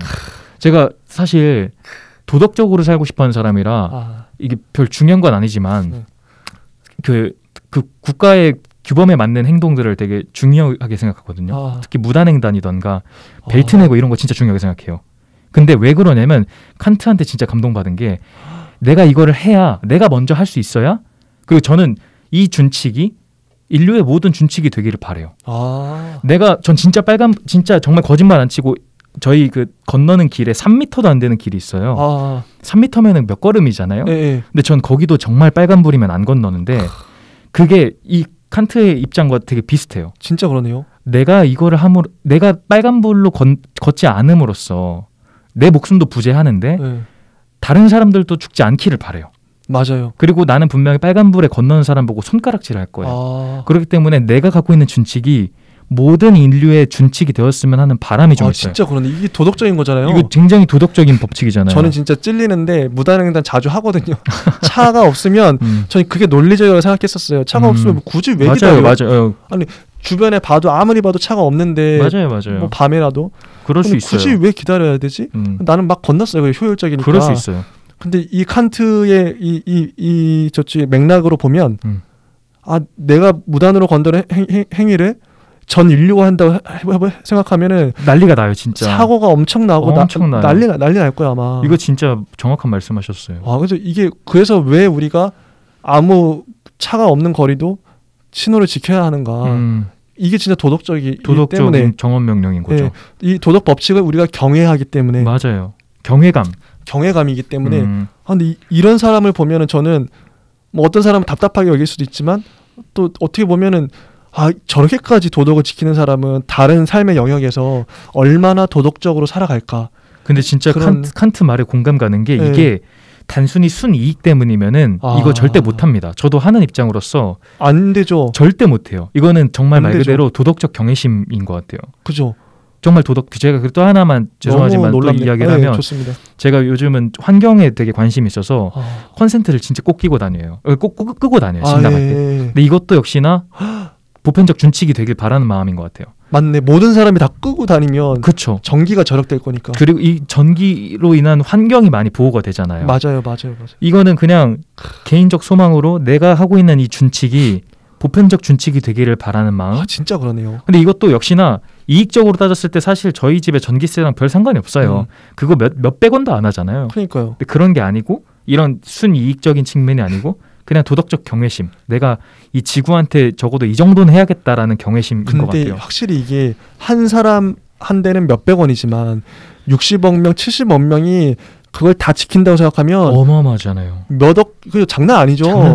단지 돈으로 환산할 수 있는 게 아니라 환경이 보호되니까. 맞아요. 지금 솔직히 코로나도 궁극적으로 따지고 들어가면 인간이 자연환경을 망쳤기 때문에 이렇게 된 거 아니에요. 지금 이상기후도 그렇고요. 다 연결된 거잖아요. 맞아요.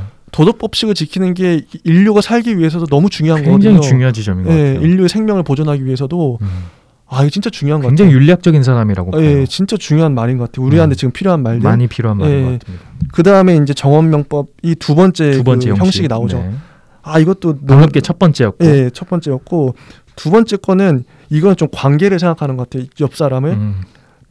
그 사람에 대한 얘기인데 사람은 생명이고 본질적인 가치를 갖고 있고 그 사람을 누구나 그 사람을 목적으로 대해야 된다.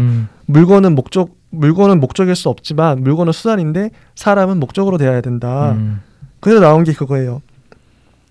뭐 선의지의 사람들의 사회, 뭐 목적의 왕국 얘기하면서 나온 문장이 언제나 모든 사람을 결코 한갓 수단으로서가 아니라 동시에 목적으로서 사용하도록 행위하라. 이런 말이 나옵니다. 맞는 말입니다. 예. 사람을 수단으로 대하는 경우가 많죠. 예, 어떤 걸 이루기 위해서.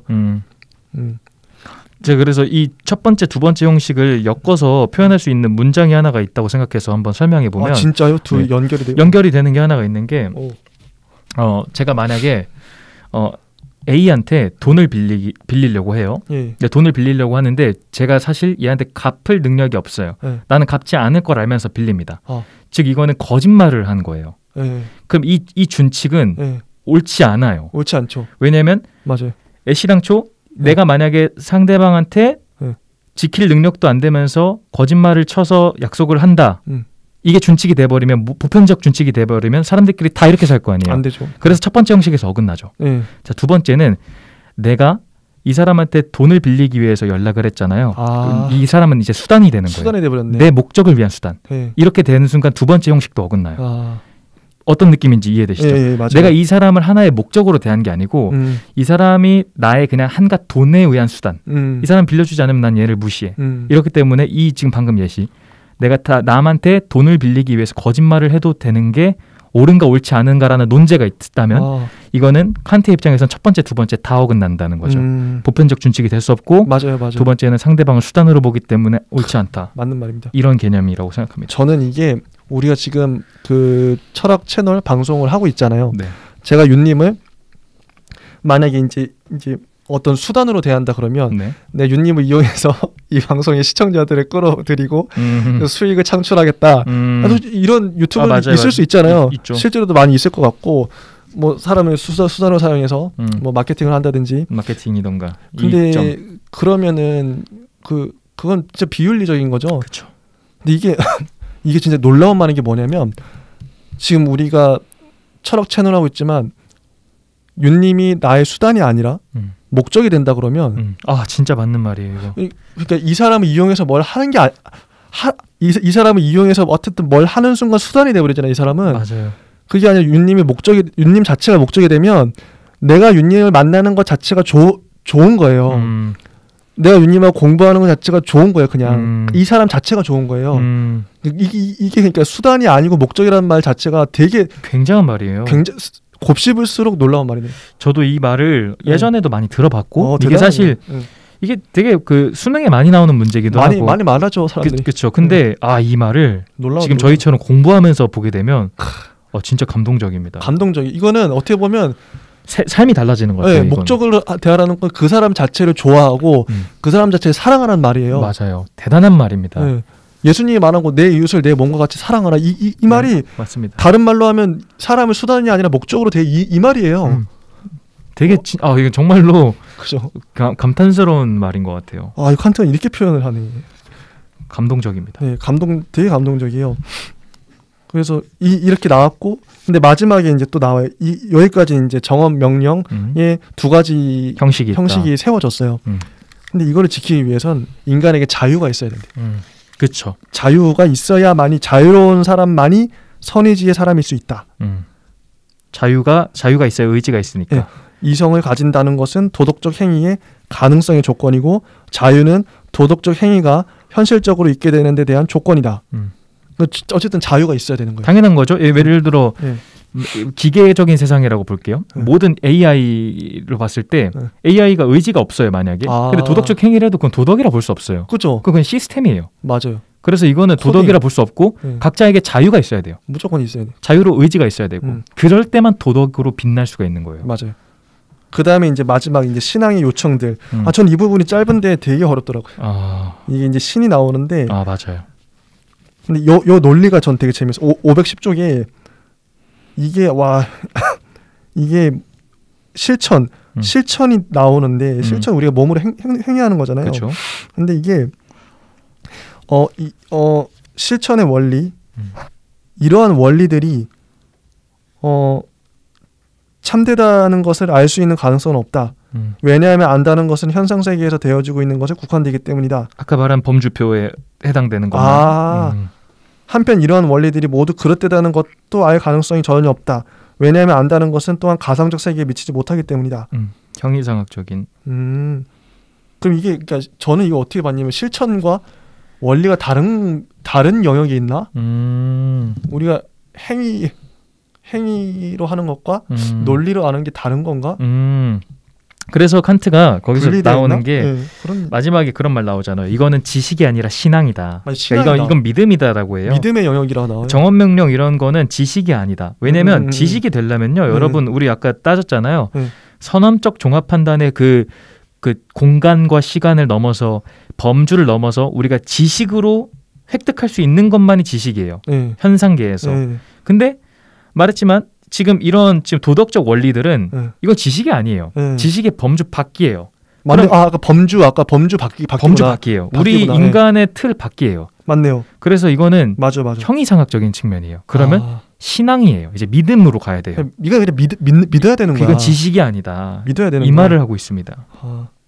그러니까 이 결론만 말하면 결론. 이 정언명령이라는 게 사실 되게 거룩하고 지키기 어렵죠. 우리가 살면서 거짓말을 해야 될 수도 있고요. 맞아요. 거짓말하는 사람을 다 막을 수가 없잖아요. 그래서 칸트는 마지막에 이거를 지식으로 풀기보다는 믿음적으로 이렇게 되길 바래. 근데 그냥 지식이면 사람들이 이걸 따를 이유가 없으니까 이거는 되게 신앙적으로. 맞아요. 이거는 꼭 너네가 지켜야만 해. 이거는 지식 같은 게 아니야. 정말 믿어야 돼. 이런 약간 믿음으로 풀고 싶어하는 목적인 것 같아요. 그게 좀 있습니다. 그래서 뭐 의지의 자율 원리가 충분한 정당화를 위하여 자유, 영혼의 불멸, 신의 존재 이 세 가지를 요청한다. 이렇게 나오네요. 의미와 품위를 주는 실천적 조건이다. 이게 신앙이다. 이런 식으로. 맞습니다. 이런 식으로 정리하면 되겠죠? 충분합니다. 결론적으로 다시 한번 말하지만 누가 예를 들어 저로 비유해 볼게요. 만약에 이 세상이 되게 그냥 너무 냉정하고 냉철하고 계산적으로 떨어져요. 그러면 저는 신호등 빨간불에 굳이 그걸 빨간불 때 건너지 않는다는 그 준칙을 전 안 지켜도 될 거예요. 근데 제가 지키는 이유는 칸트가 믿는 신과는 다를 수도 있어도 저도 그 도덕적 경외심이 있기 때문이잖아요. 맞아요. 뭔진 모르겠지만 이렇게 살고 싶다라는 믿음이 있잖아요. 맞아요. 그러니까 그거는 지식이 아니라 신앙이다. 칸트의 표현으로. 맞아, 신앙. 맞아. 거룩한 마음. 이게 신앙이다. 맞아요. 그렇기 때문에 이것들이 퍼져야만 정언 명령이 가능하다. 이런 사회가 되고 싶다라고 바람을 한 것 같아요. 그래서 여기도 거룩함, 뭐 최고선, 완전선 이런 얘기 나와요. 거룩함. 다 그런 맥락인 것 같아요. 요 정도 이제 칸트 이제 정리하면 될까요? 충분한 것 같습니다. 오늘 진짜 제대로 한 것 같아요. 시간도 이해 제대로 됐다. 네, 뭐 칸트 이후에 뭐 영향들이 나오는데 이건 그렇게 막 내용은 없는 것 같고 한 가지만 같이 한번 이야기해 보면 좋습니다. 혹시 좋습니다. 저는 진짜 2주 동안 했잖아요. 저는 정말 거짓말 안 치고 저희보다 대단한 선배님들 많겠지만 이번 계기로 칸트를 정말 열심히 공부하면서 진짜 잘 정리하신 것 같아요. 하루에 막 정말 10시간 넘게 동안 봤었어요. 얘를. 장난 아니네요. 그래서 사실 정말로 거짓말이 아니고 칸트 후유증처럼 머리가 좀 아픈 것도 그것 때문에도 있는 것 같아요. 그래서 아프시구나. 근데 저는 칸트로 인해서 되게 많은 인생에 좋은 점이 하나가 생겼거든요. 근데 어떤 거죠? 혹시 먼저 돌풀님은 칸트로 좀 좋은 영향? 그러니까 공부하면서 좀 그런 게 있으실까요? 저는 이게 그러니까 아까 이제 선험적이라는 거? 네. 그 부분이 되게 와닿았었어요. 내가 갖고 있는 인간이 갖고 있는 범주들. 그러니까 어떻게 보면 코페르니쿠스적 전환. 근데 그게 뭐 선험적인 게 있다. 단지 깨닫는 게 끝나는 게 아니라 칸트가 사유한 방식, 자기 주장을 펴기 위해서 이렇게 어쨌든 그 역발상을 하잖아요. 맞아요. 저한테 키워드가 역발상이었던 것 같아요. 내가 어떤 나중에 지금 뭐 세계관이나 이론을 만들 때 있어서 나만의 자기 철학을 만드는데 이거 굉장히 중요하신 말씀한 것 같아요. 이런 역발상을 활용해서 기존에 우리가 이미 알고 있는 것들을 뒤집어보는 그러면 또 새로운 세계가 펼쳐지기도 하고 저는 이런 부분이 좀 와닿았어요. 굉장히 공감 가고 저는 진짜 많이 배운 게 제가 이제 그냥 취미 삼아서 아는 분하고도 하는 게 그 바칼로레아라는 게 있습니다. 그게 예. 그 프랑스 대입 시험 같은 형식인데 지금 예. 거의 국제 입시로 하고 있어요. 그러니까 우리처럼 수능을 보는 게 아니고 논술 문제를 내는데 그 논술 문제가 되게 어려워요. 이런 것들 기가 막히더라고요. 네. 무지는 악인가 그리고 국가는 개인의 자유를 어디까지 허용해야 될까? 이런 것들은 정답이 없잖아요. 답이 없어요, 그걸. 근데 이거 풀기 진짜 어려운데 제가 칸트 공부하면서 느낀 게 칸트를 왜 공부해야 됩니까? 라고 만약 물어보신다면 저도 겨우 꼴랑 이거밖에 못했지만 칸트를 공부하면 자신의 인식을 아주 세분화로 나눌 수 있는 능력이 생기는 것 같아요. 인식의 세분화. 인식을 진짜 토막토막 내게 되는 맞네, 것 같아요. 아까 범주. 맞아요. 진짜 막 디테일하게. 그 잘 봐보시면 영상 보시는 분들도 아시겠지만 제가 말로도 한번 이해할 수 있게 말해볼게요. 그 경제 사이클이던가 보면은 이렇게 표에 둥글게 이렇게 굴곡이 있는 거 아시죠? 예, 이렇게 굴곡이 있어요. 맞아. 그래프 위아래로 막 첨벙첨벙 파도처럼 치죠. 맞아요. 이런 걸 장기 사이클이라고 하잖아요. 예. 근데 제가 지금 뭘 말하고 싶냐면 예. 이 장기 사이클들이 있으려면 사실 뾰족뾰족한 단기 사이클들이 있어야 돼요. 있어야 되죠. 이 단기 사이클들이 모여서 장기가 되는 거거든요. 예. 이 세부적인 애들이 모여서 멀리서 봤을 때 둥글어 보이는 거예요. 그러니까 뭔 말이냐면 이 세상에 쪼개서 인식할 수 있는 것들이 모여서 커다란 인식이 되는 거고 예. 복잡하다는 것은 사실 단순한 것들이 모여가지고 복잡한 거구나. 맞아요. 10이라는 숫자는 1이 10개가 있어서 10이 되는 거고 맞아요. 그러니까 정말 그 인식을 쪼개는 능력. 그래서 제가 평상시에 하는 그 훈련 때도 도움이 정말 많이 되는 게 예전에는 그 만약 무지는 악인가 하면 그냥 단순하게 무지는 이래서 악이다 라고 했을 걸 열토막히 쪼개게 되는 거죠. 이 질문을 쪼갠다. 모든 인식을 질문도 그렇고 전체 내용 자체를 막 쪼개더라고요. 디테일하게. 맞네. 그 능력이 진짜 많이 상승해요. 이 사람이 미친 듯이 이걸 팠으니까. 저 범주 나누고 했잖아요. 아니 25년 동안 이거 했으니. 그니까요. 아니 칸트 대단한 게 저는 대단해요. 25년 동안 책을 안 내고 묵혀놨다가 25년 동안 묵힌 거예요. 자기 이론을 정리했을 것 같아요. 정리한 다음에 10년 동안 다 쏟아내잖아요, 그냥. 진짜. 전 이런 방식도 좀 배울 대단한 것 같아요. 보통 사람 같으면은 조급해가지고 정리도 안 되는데 막 낼 것 같아요. 근데 25년 동안 참았어요, 그냥 이거를. 대단하다. 정말 대단한 거예요. 대기만성형이다. 진짜 정말 그 세상을 정말 대단하게 푼 사람 같아서 칸트는 나중에도 더 공부하고 싶어요. 되게 정말 공부하고 싶은 사람인 것 같아요. 그래서 제 말이 혹시나 도움이 된다면 나중에 한번 칸트 저희처럼 그냥 개론서로만 읽어도 되니까 꼭 공부해 보시기를 추천드려보고 싶습니다. 맞아요. 괜히 유명한 게 아닌 것 같아요. 이분은 유명세. 진짜 유명세가 그만큼 따르는 사람인 것 같아요. 진짜 대박이다. 저희가 2주 동안 공부할 만한 가치가 있었습니다. 진짜 있었어요. 최초로 2주 동안 공부했네요, 한 인물을. 근데 2주 동안 잘한 것 같아. 만약에 지난주에 절대 안 나와요. 했으면 그냥 어버버 하다가 끝났어요. 서로 이해도 못했을 거야. 분명히 이해 못하고 그냥 그런 퉁치고 넘어갔을 것 같아. 맞아요. 근데 2주 동안 하고 진짜 이게 신의 한 수였다. 정말 중요한 게 이번 계기로 데카르트, 로크, 휴물 좀 다시 봤거든요. 이전 철학자들도 공부를 다시 봐야 되더라고요. 다 연결돼가지고 이거를 안 볼 수가 없어요. 맞아요. 플라톤부터 제대로 공부해야 돼요. 맞습니다. 정말 재밌었던 계기인 것 같고. 맞습니다. 다음 바로 넘어가면 이제 피테. 요거는 좀 끊어서 한번 쉬고 할까요? 네, 좋습니다. 지금 저희까지 칸트 했고 513페이지 피테 그 다음으로 가보도록 하겠습니다. 네.